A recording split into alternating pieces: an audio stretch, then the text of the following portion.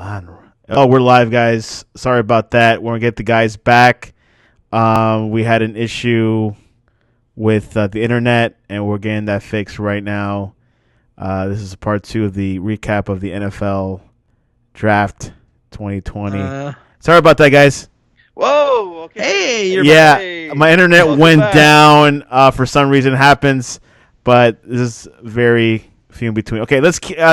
Well, if you're just joining us, welcome to the show. Welcome to. Let's continue. Okay, so Maryland, no, there's no correlation there. Pittsburgh likes Maryland for some reason. Well, we actually talked about that when you decided to take a cookie break or whatever it was you're doing. Go ahead. I mean, you do like to text during shows too, so maybe you decided to do that. Yeah, we were just basically talking that maybe it's not that Pittsburgh really likes Maryland. I can't remember the last time that Pittsburgh actually had a Maryland guy on the team. I think this really is solely because the Maryland connection, with Dino Tomlin and then Matt Canada having experience previously. So you got the pipeline right there. So Tomlin, listen to his guys. Joe, give us your take of the Maryland-Pittsburgh correlation in 2020. Yeah, it's like Justin said that I don't remember them ever getting other Maryland picks. So it's because they have great talent. A great Tomlin son and Matt Canada. So they had. Nobody would know a player better than a teammate and a coach of that guy. So, they know exactly what these guys are about, and they're so it's kind of a little. The Steelers always. I think every team likes to get that extra advantage, and there's no better advantage than going to the school where the coach and the son are at. Yeah, and which is what Justin said is who you know. Sometimes, you hear a whisper, hey, this player's pretty good. He might not be selected in the first 3 rounds, but he'll be available in 4 through 7. Like Bill Polian from the Bills, he was a GM of the Buffalo Bills, and he said 1 and 3, the first through 3rd round are flashy, but you get the Super Bowl players from 4 through 7. And Justin likes those quotes. Well, I tend to lean that way, but I mean it's absolutely true. If the role players that win it. If you kind of look at what history has shown us, a lot of the guys that end up being stars, whether it's as a starter or as a role player, often are hidden gems found in the later rounds. Carlos. Oh gosh, I didn't write his last name. From Carlos Davis. Yeah, Carlos Davis from Nebraska, defensive tackle. Justin, you went a little bit on, and you know a little bit more about him. How about this pick? Is he going to make the cut? Is he going to make the cut? I mean, these players could get waived, right, Joe? Man, I mean, I hate to be able to make the claim that this guy has a definite future, man. I mean, are you saying he's going to get cut? Man, listen, the NFL is an unpredictable business. You can be hot one week and be gone the next. Yeah, it's true. It's very cutthroat. So it's a very unpredictable league, man. Not for long. The Steelers like this guy. Why? They do. Well, he's just a great athlete, a specimen. He got drafted at this position mainly because he doesn't have a whole lot of experience. He kind of got a late start in football. He actually, believe it or not, was a former All-American in track and field. He also has a twin brother, Khalil, who plays for the Tampa Bay Buccaneers. So what? A little connection there. Yeah. 300-pound guy, but ran a 4.79. I mean, for that reason alone, you definitely need to consider putting him on your team. He sounds like, he's a sell. I mean, he's a steal for the 7th round, sounds like. Well, and he could be a wide receiver. He could. He could. I mean, you can put that in the slot and see what happens. But right now, I mean, just because while they're trying to feel him out and just kind of fine-tuning him just because of being raw, he's just going to be a depth guy. And there's nothing wrong with that. He's going to add depth to the defensive line that just lost Hargrave. and probably nothing more than that, unless he just completely balls out during camp, if they have camp or preseason. That's still up in the air. But a guy that they're glad to have, and they're just going to determine what direction they're going to go as he's there. But he definitely has an upside with that athletic ability and just being a specimen like he is. So you got to take a chance, and in rounds like this, you can afford to do it. If it doesn't pan out, it's not really that much of a loss. But if it does pan out, you looked at it as a genius. It's a steal. Joe, what are your thoughts about Carlos Davies? Go ahead. You have the floor. Well, they lost Javon Hargrave, so they need someone on the line. I don't expect much from him. Even if he makes the team, that'll be nice. The Steelers have this guy named Dan McCullers, who nobody knows why he's still on the team. Well, the reason why is because he's 6'7", 348, and you can't teach that. But he's been there for 6 years now and really has not contributed a darn thing. So, if Davis's sole purpose is to knock McCullers off the roster, then he's served his purpose. I don't expect much from him. 6th, 7th round guys, sometimes don't even make the team. But yeah, I know. Hey, why not? Yeah, I mean, it sucks. Like you guys said, he's a physical specimen. He has great attributes. Let's see what he could do. You can ignore reality, but you cannot ignore the consequences. That's what happens when you get to the 6th, 7th round. That's deep. It was deep. With great power comes great responsibility. Yeah, let's go on to quote fest here. Okay, so let's grade the Steelers how they did. We'll go with Joe. Obviously, A, B, C, D, or F. There's no E. How would you grade it? I'll say a B, maybe B minus. Okay. I like Claypool. I'm not that crazy about Highsmith. I like the McFarland pick. I like the Dotson pick, and 6th, 7th round. I'm not. Yeah, I those really are don't care, iffy. but yeah. B minus. Justin Riley, what is your grade on the Pittsburgh Steelers 2020 NFL draft? I have to go along with what Joe just said. I just think from a B minus, maybe a solid B. And one thing you got to take into consideration, it's been said by other people before that the Steelers didn't really have a real flashy draft. But to be honest with you, if you really look at the grand scheme of things, did they really need to have a flashy draft?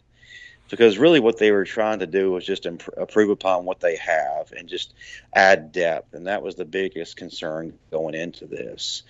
I am still concerned about the quarterback situation. I don't really know exactly what their mindset is regarding the future. Yeah. Or even having a solid insurance policy in the event. No Jalen Hurts. Likely. No Jalen Hurts. Well, in the event that Ben Roethlisberger gets hurt. I mean, you're going back to the same debacle that happened this past season.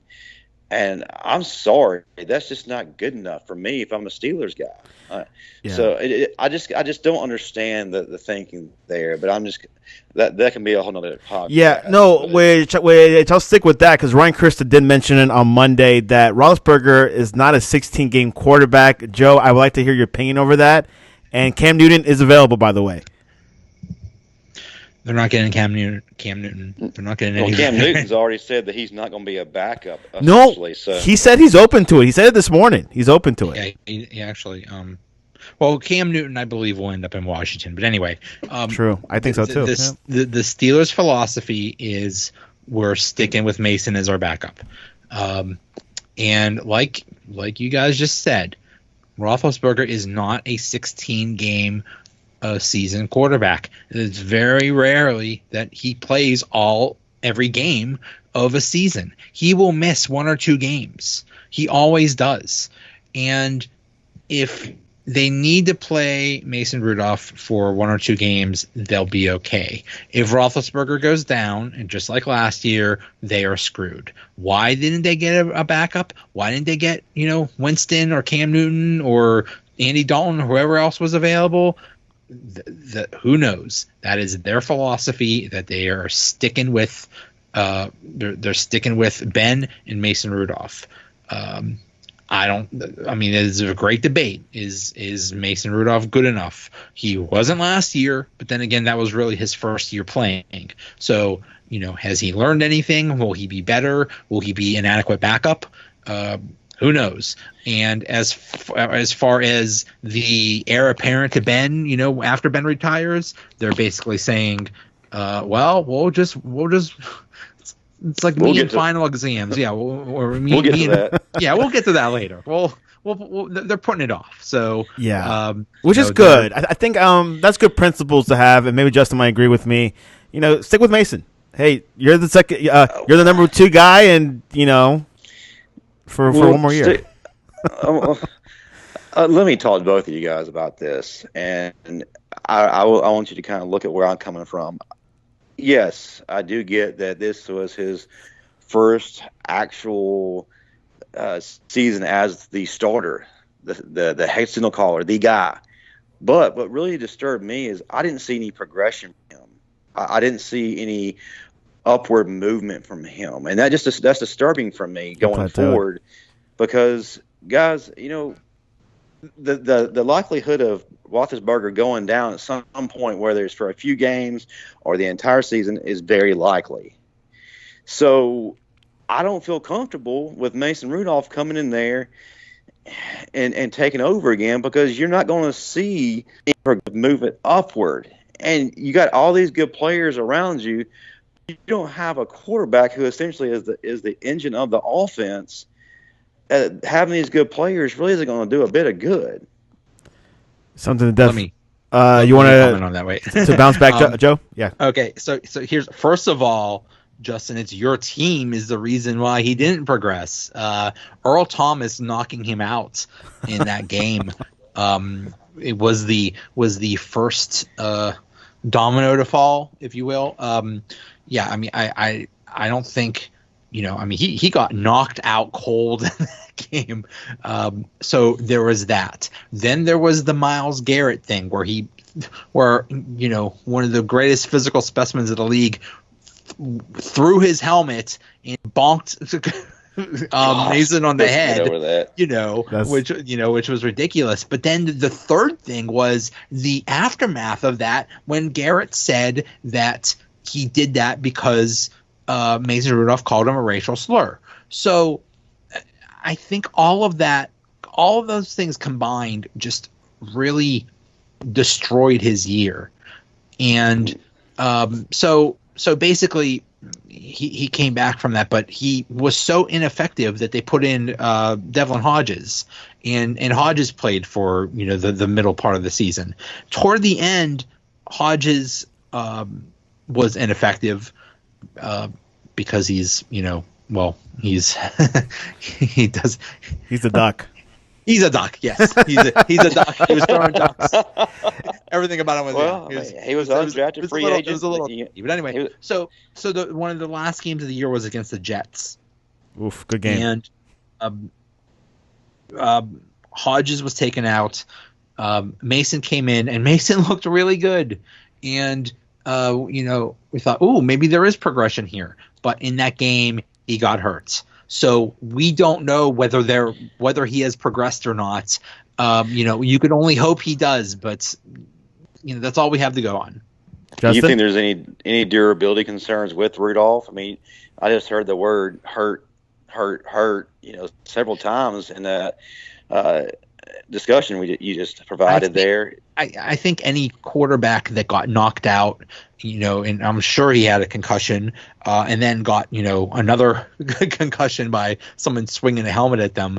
I think any quarterback would be, affected by that. Now, the thing is, he's a big guy, and Ben Roethlisberger is a big guy. But the thing about Roethlisberger is, Roethlisberger has pretty good feet for a big guy. He could dance around in the pocket. He could avoid those things. We did not see that from Mason Rudolph. So that is a red flag. If you can't avoid that rush, you're in trouble. So he better learn to do something about that, either get quicker or have a quicker release or something like that. But, is he the heir apparent? No. But could he be an adequate backup in the league, starting in 2020? Probably. We'll see. Something to definitely look at. We touched on a little bit on Earl Thomas. Justin, quick 30 seconds. What's going on with Earl Thomas today? Well, the only thing I'm going to say really is just pray for that man and his family and what's going on right now. Yeah. That's just a big mess. I'm not going to sit here and publicly criticize any man or throw stones whatsoever. The only thing I can say is a mess, and they're going through something, and they just need prayer. They need, for not only for them but for the family and everyone involved. It's a crazy situation, It's 2020, man. If something crazy is going to happen, it's going to happen, and here it is, another big TMZ feature. So TMZ has definitely made their money this year. Yeah, pretty much. But it's going to be really interesting to see how. I will speak on this. It is going to be interesting to see what direction this is going to go from the standpoint of the Ravens organization, just to see how they respond. And just what kind of confidence they have in retaining him. Do they find him a risk because of any of this, and how will it ultimately affect the team if he does come back? How important is he for the Ravens? Well, I mean, he's an all-pro. He's a guy. Aside from this stuff right here, if you look at what he does on the field, he's an alpha dog. He's somebody that's good at what he does, and he's somebody that you definitely want to have on your team from an athletic standpoint. He provided great contribution to our defense this past season, and one of the reasons why we were able to excel and get to the point where we were at. But distractions can also derail a lot too. So it's a nasty situation for everyone involved, and definitely a difficult situation the Ravens are in too, because they got to decide ultimately what direction they're going to go in at this point. Yeah, is this similar to the Ray Rice situation a few years ago? Well, no. I mean, he didn't beat anybody. I mean, he didn't beat a woman. That's completely different, but it's turmoil nonetheless, and it's turmoil you can't exactly just sweep under the rug. And like he said, like I said, things like this happen every day. No, it's not. Things like that don't happen every day. It's not just like, oops, I just got caught with my lover and my brother. It's just a messy situation, and I'm just going to leave it at that. Yeah, I know it's still being investigated.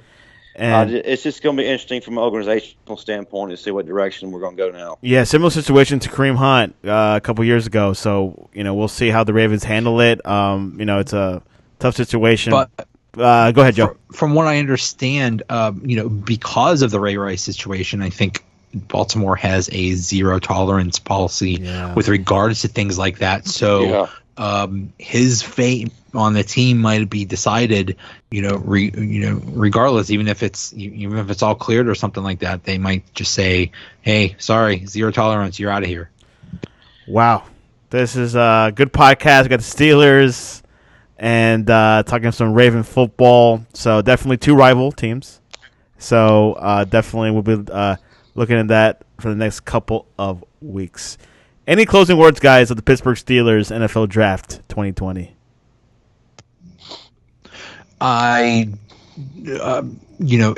We really haven't mentioned it much, but the Steelers took a gamble with the Minka Fitzpatrick trade that could have been a major disaster, especially after Ben went down. And the Dolphins thought they were getting a really good pick in the first round when they made that trade, and they blew it. It's very logical for them to think that, that it's like, well, the Steelers are really going to stink now. And they almost did. And I mean, it was a miracle that they were able to go 8-8 with, that horrible quarterback play from both of those quarterbacks. So, if you were Minka to this draft, then it would be an A plus because he is an amazing safety, and the Steelers are very happy with him. So when you add him to the draft, then it came out really good. You have no idea. Minka is a special player. Justin, any closing words on the Steelers this year's draft? Well, I absolutely have to agree with him on that sentiment. Well, just from a standpoint, Minka was really the missing ingredient that really allowed that defense just to become elite. I think the Steelers had arguably one of the best defenses in the league this past season. And to be honest with you, if not for that defense, and especially having Minka Fitzpatrick, that the season would have just been absolutely awful. But they kept them in contention for the playoffs and the playoff conversation for the majority of the season. And that just speaks volumes of just how special that defense is and what they're able to do. Very important. You're absolutely right. Yeah. You're 100% right. He made that defense elite. He made that defense really good. He instantly helped and improved the team, and he was probably single-handedly responsible for at least 2 wins from that season. So yeah, he saved the season. And at one point they were 8-5, and they were almost a quote unquote lock to make the playoffs, and then they kind of collapsed at the end. But yeah, it was a miracle that they were able to win games. NFL schedule comes. Go ahead, Justin. Well, last I was rebuttal. Just going to say, yeah, having Minka there, we're finally able to see just how good he is, because he came from a toxic situation in Miami. And anytime you leave toxicity and you go to a much better situation, it can completely just change everything, change the landscape of everything. And players like him, and even my boy over there for Dallas, Amari Cooper, it's like they got a breath of fresh air. They're with a good organization. Then getting CeeDee Lamb too. Woof. Yeah, they're with a good organization, an organization that's on the upswing, that doesn't necessarily have all the toxicity. Andy Dalton. And all the drama. Yes. But as far as the Steelers' overall draft, I think they did very well. I don't think that they made any dumb decisions like a lot of teams did. They didn't make any reaches here. They just went out, wasn't sexy, but they just did what they needed to do. They did like the best they can with the rounds they were given, with the cards. Well, they didn't have to do anything spectacular. I think that's where a lot of people outside the Steelers organization and fan base don't fail to realize is they didn't have to make this a spectacular, mind-blowing draft here. They just really needed us to show up and say, okay, we just need to put depth here, here, and here. We did that. We're going home. And we're sticking with the quarterbacks we have. Gosh. All right, guys. All right, we got to get going. NFL schedule is tonight. Releases at 8 p.m. in 1 hour on ESPN. I know it's nothing sexy with schedules, but what are your expectations for tonight? Well, what I'm hearing, whether this is true or not, is they're going to play – everybody's going to play the team from the other conference in the first 4 games. Yep. So I believe in the AFC North case, that means they'll play the NFC East teams first.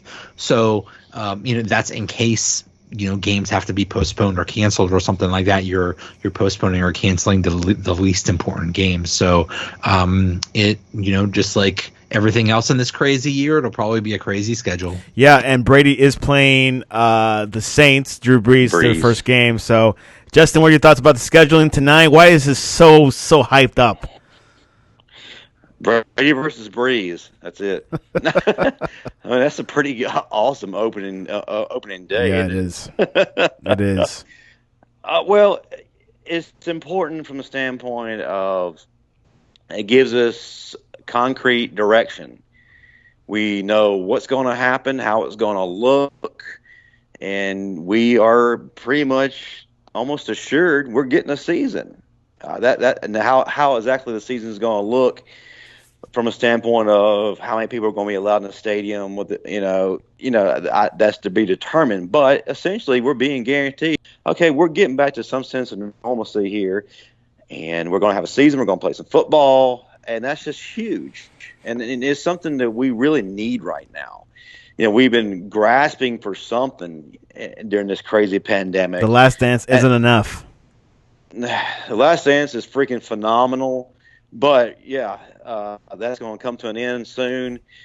So we need life to resume. So this is allowing us the hope of life resuming. So it's very important from that standpoint. The first Sunday night game, will be Cowboys versus the Rams. I'm just getting these updates in. So that's the leak. Obviously, these leaks are pretty 90% accurate, I've been hearing. So we'll find out tonight via special red carpet, the NFL schedule. Goodell will be saying something from his basement. I mean, I'm looking forward to it, to be honest. Random question, and this is for Joe. I don't think this is good for Justin. This is a request from Ryan. He's asking, what is your favorite Primanti Brothers sandwich? My go-to Primanti's is double egg and cheese with bacon. Did you guys ever have Primanti's, or do you know what that's about? Yes, it's huge in Pittsburgh, and I think there's one in South Florida. I got to double check. But... Yeah, there is. Okay.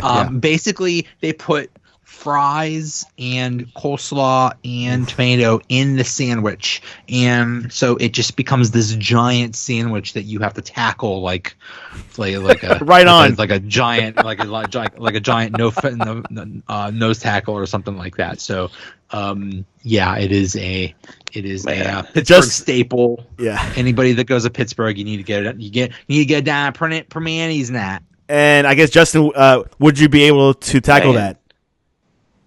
Oh, man, without a doubt, brother. I'm not going to shy away from it. Man, that sounds like absolute heaven on a plate, man. I gotta have this in my life, absolutely. And, hey, we're promoting Primanti's right now. Hey, Primanti's, if you're listening, have a little bit of sponsorship. Yeah, and maybe have a location in Mississippi. So, man, that can't. What was that? I said that couldn't save Mississippi. Yeah, I was picturing you saying that. And another poll question this morning. Actually, the only poll question today was who will do better in the NFL, Jerry Jeudy or Henry Ruggs? Who you got, Justin? Right now, I'm leaning more towards Jerry Jeudy. I think he has a better setup right now, especially from a standpoint of a more stable quarterback situation. And there's also a lot of other players around him too that are very good guys. They're going to take pressure off of him and going to allow him to really be able to open his game up. So basically from that standpoint right now, I think that gives him the edge. Whereas, at Oakland, or not Oakland, Las Vegas, their quarterback situation is a bit of a question mark. And you think so? I'm sorry. I don't think anybody's really sold on Derek Carr or Mariota. The Mariota train just really isn't going with the steam it once did in the first part of his career. Two questionable players. He just hasn't become that superstar that we really were holding out, hoping he'd become. So it's just there's a lot of uncertainty there, and I think that could be an issue. And if you don't have a solid quarterback situation, you really can't allow your skilled players to really become what they're projected to be. Joe, you know about these two players. Who will do better, Jerry Jeudy or Henry Ruggs? Yeah, I definitely think Jeudy. I think he was. I think he should have been taken the number one wide receiver in this draft. And you're right. It is a better, more stable situation. The Raiders are. I don't want to say they're a mess. I don't want to say they're a circus, but I think anytime you have, I'm not all that sold on Gruden. I think, especially with quarterbacks, I think he just is a little bit too crazy about them, and it would not surprise me if they changed frequently. So, I'm not that all that sold on the Raiders. So I like Judy's situation much better. Yeah, they're not going to win the AFC West, that's for sure. Joe, what is the best way to reach you? Well, actually, hold on. The poll result was Jerry Jeudy won 53% to Henry Ruggs 46.2%. So it's pretty close, Justin. The fans are keeping it close there. Well, that's kind of expected. I mean, they're both phenomenal players. They're they were the top receivers out of the big three that had the most potential. And I mean, they were ranked where they were for a reason. So I mean, you can't really knock either guy. And just because Jerry Jeudy is, I guess, the undisputed winner of this little poll here, it doesn't necessarily reflect negatively on Henry Ruggs. Right behind him. I just think that really just comes down to who has the more solid of situations, and the edge goes to Jeudy. I like Henry Ruggs. They're comparing him to Tyreek Hill, so I'm looking forward to that. I might draft him in my NFL fantasy draft in a few months. So I'm just saying. Anyways, Joe Tascano, what is the best way to reach you? Talk to you about Tommy Maddox. Oh, I love it. I love that talk about Tommy Maddox. Hey, XFL alum. XFL, yeah. How about Greg Lloyd? I like to talk about Greg Lloyd. Yeah. He's Greg Lloyd was a feast. Man, one of my favorite players of all time. Oh, so vicious. I'm Joey Bag of Donuts on Twitter. I am on Twitter way too much. Just the V instead of an F. I'm always down to talk, especially anything football, anything Steelers, really anything. I'm lonely. Talk to me, people. And Justin, what is the best way to contact you? Talk to you about Bryce Young. Oh wow! Yeah, the guy that they've already anointed as the starter, and they're disregarding Mac Jones, but that's a whole other podcast as well. You can find me on Twitter at JustinRiley7, and then you can also find me on Instagram at JustinRiley_7. So virtually the same thing almost. I will. Would someone took the Justin Riley 7 on Instagram already? They did, man, and they beat me to it. I need to talk to them about copyright infringement. Yeah. But also, too, I really contribute a lot to the Sportscast on Twitter and Instagram at the Sportscast1. So if you need me, just call me. There you have it. You can reach us at thesportscast.net, thesportscast.net, or on Twitter at thesportscast1. The Sportscast1 will be eyeing the schedule tonight. And then we will probably have a show tomorrow. We'll talk about the schedule and see what happens with Tyler and see how things roll. But the NFL is it's going. But I do want to finish with one final note. I like what the Miami Dolphins are doing. They're only selling like 16K seats. I think that's a good idea. I think they should not sell out like every seat in the stadium. They should just, have limited amount of numbers. And I think what they're going to do is what every team's going to follow. But that's just my theory. So basically be business as usual. Well, a couple dollars short, though. And I see what you did there. Yeah. But in fact, that would be an increase for Dolphins games. Oh, that's true. Yeah, we'll see with the Tua phenomenon. Hopefully, that'll change the whole dynamic. I'm still bitter about them not preparing themselves for him, man. Wow. I'm really bitter. It's a project. A couple years, guys. Anyways, guys, it was a pleasure, and I'll see you next time. Glad to be here, man. Enjoyed it. See ya. Thank you.